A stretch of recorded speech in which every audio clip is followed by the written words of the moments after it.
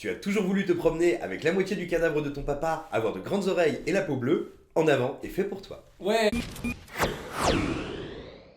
Bonjour, aujourd'hui on va vous parler du dernier film de Pixar qui s'appelle En avant. Et comme j'ai pris dans mes bagages mon petit Elliot et ma moustache toute neuve, eh bien nous allons tous ensemble vous parler du film.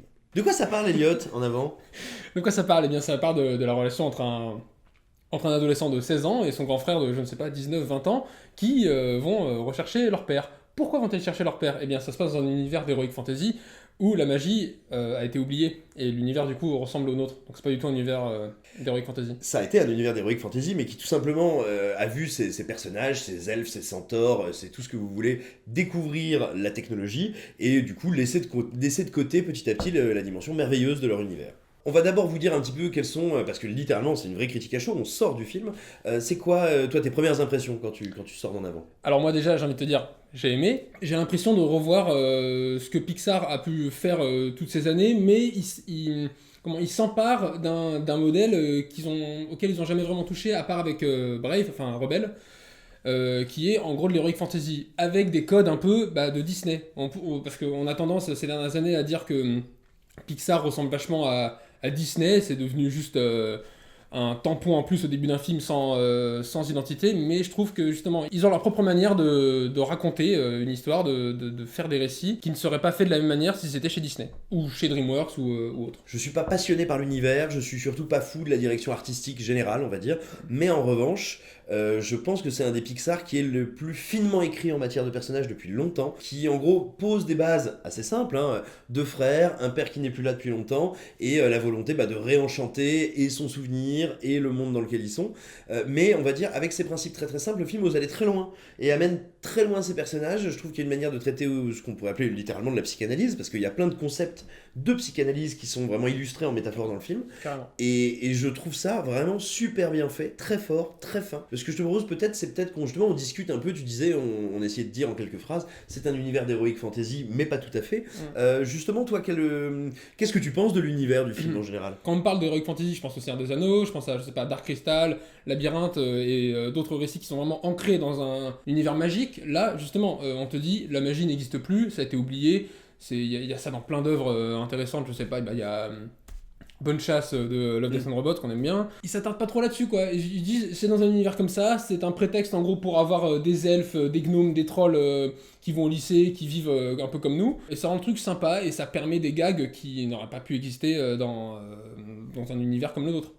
Alors moi pour le coup, je suis voilà, très, on va dire, très sceptique, mais vraiment, je te dirais, pas tellement sur l'univers, mais purement la direction artistique. C'est-à-dire que quand je vois le film, contrairement à d'habitude chez Pixar, même chez leurs plus faibles, on va dire, ou dans les moins réussis, je trouvais toujours qu'il y avait une singularité, une signature très très forte. C'est-à-dire que là, quand je regarde le film, je me dis qu'il aurait pu être fait chez DreamWorks. Je n'ai pas le sentiment, mais je parle vraiment du design, quoi, la forme des... Là, typiquement, le héros, la forme de son visage, j'ai l'impression de l'avoir déjà vu chez plein d'autres héros. Donc c'est ce qui fait que moi, je suis pas très hypé par la direction artistique. En revanche, je trouve que l'univers en tant que tel est bourré d'idées mortelles. Moi, le dragon, enfin non, c'est une dragonne. La dragonne qui est un toutou, toutou absolument insupportable, Ouais. elle me fait hurler de rire. Les licornes qui sont devenues des espèces C'est des de... pigeons. Ouais, c'est ça. C'est des pigeons, mais des pigeons ultra agressifs, ultra mauvais. Les licornes, elles sont à pleurer de rire.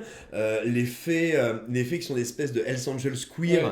elles sont mais incroyables. Alors que la première fois que tu les vois, tu dis, oui, c'est débile, quoi. C'est des petits trucs mignons et méchants. Ouais. Et en fait, elles sont vraiment très très drôles. Donc je trouve vraiment qu'il y a des idées dans cet univers qui envoient du bois, quoi. Après, voilà, sur le design, je suis beaucoup plus sceptique, mais encore une fois, ouais.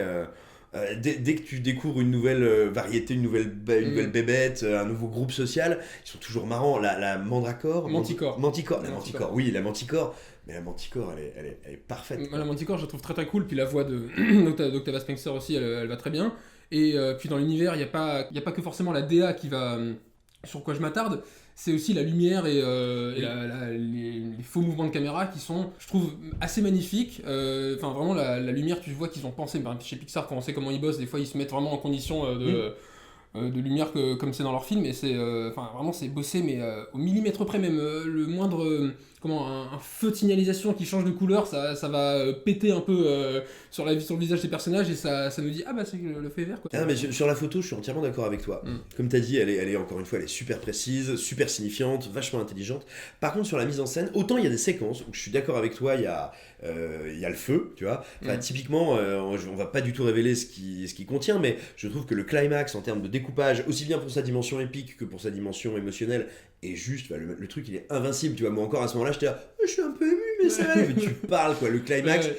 Non mais j'ai chialé ma maman quoi. Mais parce que c'est mais parce que c'est vraiment brillamment exécuté. En revanche, il y a plein de séquences où je trouve que c'est un peu plus un peu plus mou, et c'est Scanlon qui a réalisé le film, tu vois, qui vient de c'est Monstre Academy qu'il avait fait avant. Tu sens que il est capable dans les grands moments de tout donner, mais qu'il a un peu de mal à être aussi bon dans des phases un peu plus de transition, je trouve. En particulier au début, parce que j'ai eu du mal à rentrer. Pour moi, le film démarre vraiment dans la course-poursuite sur l'autoroute.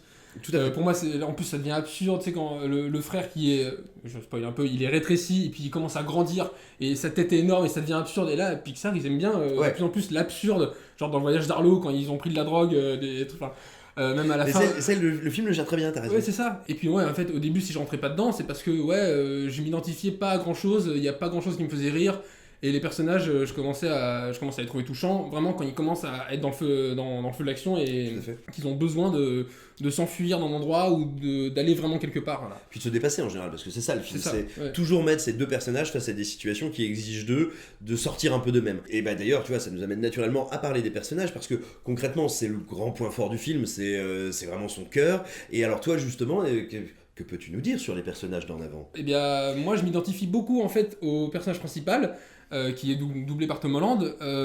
Donc à partir du milieu, je me dis putain cet ado-là, j'ai pu l'être. Qui est le prototype de l'ado entre deux eaux, entre deux moments de sa Absolument. vie, qui est en transition, qui est véritablement mal dans sa peau, que c'est l'expression la plus bateau du monde, mais il est mal dans sa peau. Parce que tout le monde lui dit ah ça y est, t'as un grand maintenant, alors qu'il a que 16 ans, donc 16 ans avec le recul on sait que c'est encore tout petit. En gros, et c'est pas un spoiler, c'est la situation de base du film, ce sont deux gamins, l'aîné, donc le grand frère, a brièvement connu son papa, mais il était tout petit quand son père est décédé, et notre héros, lui, a été conçu par son père, mais est né après son décès. Donc lui, littéralement, il a vécu, on va dire, non pas dans le deuil, mais dans le récit d'un deuil.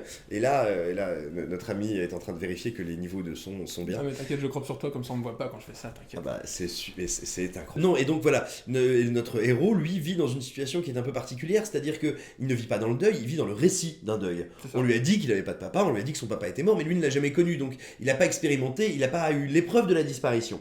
Et du coup, il y a... On pourrait dire, même si ça n'est jamais dit comme tel, presque une concurrence de deuil entre ce grand frère qui, lui, veut absolument retrouver son père, et ce petit frère qui, lui, est persuadé qu'il doit vivre quelque chose avec son père, mais c'est de la fiction. Parce que pour lui, en fait, c'est un luxe de rencontrer son père, alors que l'autre, c'est plus un besoin de dire au revoir comme il se doit. Voilà, et donc il y a, évidemment, on va absolument pas vous spoiler les développements du film, mais il y a voilà, tout cet enjeu de comment évolue leur relation, et comment évolue leur relation à un père qui est là sans être là. Et donc... Voilà, le film est extrêmement fin là-dessus, je trouve, très beau. Et surtout, alors, moi où j'ai été assez impressionné, je suis pas un passionné de psychanalyse, mais disons que je trouve que le film a une capacité à transformer immédiatement en métaphore certains concepts. Par exemple, on l'a dit, il y a un gag, et vraiment c'est un gag, c'est pas un rebondissement énorme, machin, il y a un gag qui amène un personnage à changer de taille. Et ça a énormément de sens sur comment l'autre personnage doit à ce moment-là s'affirmer. Il doit rétrécir l'image de son frangin pour pouvoir lui se grandir et s'élever. Et je vais vous dire, il y a des idées comme ça, il y en a peut-être 40 dans le film. C'est-à-dire que toujours, à chaque fois qu'on essaye de traduire l'avancée d'un personnage, moralement, mentalement, psychologiquement, c'est immédiatement traduit dans le concept, dans les rebondissements, dans la mise en scène, et je trouve que c'est fait avec beaucoup d'intelligence. Et puis pareil pour le père, l'absence du père qui est absent, mais malgré son absence, il trouve un moyen hyper tout bête et assez drôle, qu'il soit quand même là, sans être là, donc ça rend le truc drôle, ça rend le truc touchant. Moi j'étais hyper surpris parce que je sais même pas si c'est dans la promo ou pas. Si, dans les dernières bandes annonces. Ok, dans les dernières bandes annonces il y avait donc les jambes, hein, et j'ai trouvé ça assez ingénieux et vraiment plaisant. Oui, et puis encore une fois, comment mieux représenter le fait que on a beau se dire que la présence de telle personne faciliterait tout, bah non, en fait, il y a toujours des choses qui bloquent. C'est pas parce que Absolument. quelqu'un est là qu'on arrive à communiquer comme on voudrait. Et voilà, et le film, d'idées très simples, arrive à sortir des trucs plutôt sophistiqués, plutôt malins, super émouvants, parce que c'est ça aussi la force du truc, c'est que, enfin, je veux dire, oui, les dernières demi-heures, il y a beaucoup de rebondissements avec de l'eau, mais enfin, moi, de l'eau, j'en avais plein les yeux, quoi. Ah oui, oui, et puis même en termes de texture, tous les éléments, le feu comme l'eau, l'herbe, la roche, ça passe bien quoi. C'est- Puis même, enfin, ils ont On réussi à reconnaît un monteur au fait que quand on lui parle d'émotion et d'eau et de larmes, lui il te dit c'est vrai, les textures des éléments sont très très belles. Quel beau travail. En même temps, c'est vrai, hein. Non mais c'est tout à fait vrai, mais c'est Désolé. juste que t'as pas d'âme. Non, mais c'est de mieux en mieux, putain, chez Pixar. Bon, Oui, le top reste encore Toy Story 4. Je trouve clairement. que celui-là est un peu en deçà, mais ça reste du top niveau quand même, hein. Oui. Voilà. C'est tout ce que j'avais à dire sur la texture. Non mais voilà, en gros, voilà, pour vous dire, c'est sans doute pas le Pixar qui restera comme la proposition, on va dire, graphique, visuelle la plus marquante, la plus aboutie ou la plus originale. En revanche, nous, il nous a semblé que c'était clairement un des plus émouvants, un des plus touchants, un des plus humains, peut-être aux côtés de Coco aussi, hein, ces dernières années, Ouais. qui a été proposé par le studio. Et vraiment, alors, sa promotion était un peu en demi-teinte, on peut pas dire que le film a été très vu, très présenté, très... Enfin voilà, il n'y a pas eu un énorme boulot pour nous l'inceptionner dans la tête, mais le film mérite absolument votre attention et votre curiosité. Si vous êtes client du studio Pixar, bah, vous allez prendre votre pied, Clairement. et même si tout simplement si vous cherchez un joli film ou pour vous ou pour vos enfants ou vos prisonniers, si vous êtes un adepte du kidnapping, bah, c'est plutôt un bon choix. Voilà, bah écoutez, on espère que cette vidéo vous aura intéressé, que vous êtes heureux d'avoir vu le visage et le bonnet d'Eliott, et nous on vous dit à très bientôt. N'hésitez pas à nous dire ce que vous avez pensé du film et à venir commenter, partager, vous abonner. À bientôt. J'ai enlevé mon bonnet.